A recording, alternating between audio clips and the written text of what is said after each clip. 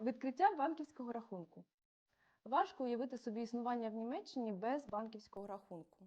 У повсякденному житті він є необхідним у багатьох ситуаціях, наприклад, для оплати рахунків, орендної плати, для отримання допомоги від центру зайнятості або управління соціального захисту, а також для оплати карткою в магазинах. Маючи базовий рахунок, у тебе з'являється можливість зберігати свої гроші в банку, робити та отримувати банківські перекази, а також знімати готівку у будь-який час. Саме тому кожен має право на відкриття так званого базового рахунку у Німеччині.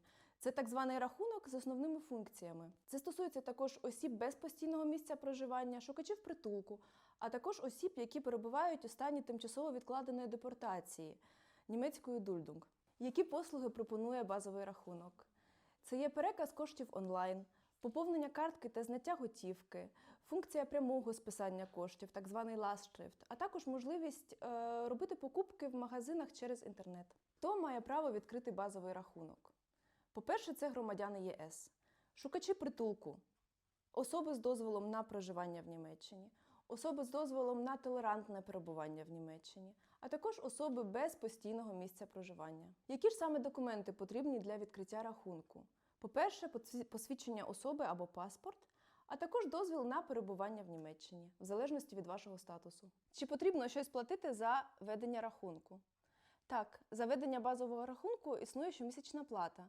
Деякі банки також беруть плату за відкриття рахунку. Ця сума варіюється в залежності від банку. На що звернути увагу при виборі банку?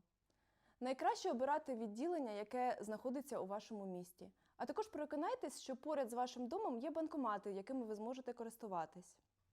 Також заздалегідь дізнайтесь про комісію, яку бере банк, щоб трохи зекономити свої кошти. Подальші рекомендації.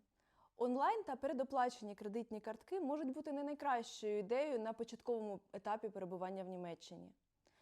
Оплачуючи такою карткою, є ризик того, що ти витратиш набагато більше коштів, ніж є у твоєму розпорядженні, а також потрапиш у борги. Це може призвести до високих відсоткових ставок, штрафів за прострочення, а також погіршення кредитної історії. І ще одна рекомендація.